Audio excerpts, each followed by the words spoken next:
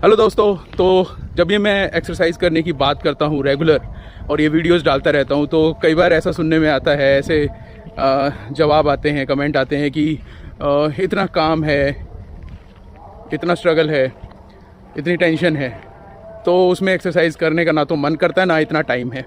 तो देखो दोस्तों, जब तक सांस है ना तब तक ये काम स्ट्रगल चलता ही रहेगा, ये रुकने वाला नहीं है जब तक सांस चल रही है। तो इसका मतलब तो ये हुआ कि हम एक्सरसाइज कभी करेंगे ही नहीं।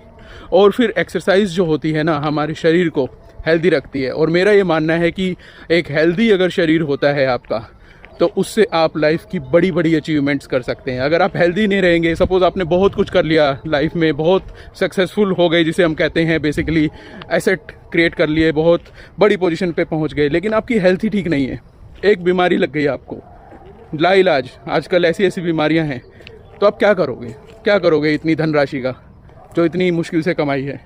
तो इसलिए बहुत ज़रूरी है कि अपनी सेहत का ध्यान रखें, एक्सरसाइज करें रेगुलर तरीके से, ताकि जब हमारे पास वो एसेट्स क्रिएट हों तो हम उनको यूज़ भी कर पाएँ, हमें यूज़ करने में मज़ा भी आए।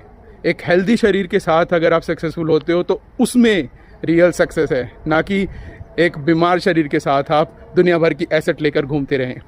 और स्पेशली जो लोग 40 क्रॉस कर गए हैं उनके लिए एक बड़ी कार होना, एक बंगलो होना, ये सब एक बड़ी एसेट नहीं है। लेकिन अगर आप 40 क्रॉस कर गए हैं लेकिन आपकी हेल्थ अच्छी है, आप स्वस्थ हैं, आपके जितने भी लैब के डायग्नोस्टिक्स के पैरामीटर्स, जो भी ब्लड के टेस्ट होते हैं, वो कम्प्लीटली अच्छे हैं, नॉर्मल वैल्यूज़ हैं, तो समझिए आपने कुछ तो उखाड़ा है लाइफ में, राइट? तो दोस्तों, एक्सरसाइज कीजिए, be healthy, be fit and be fine.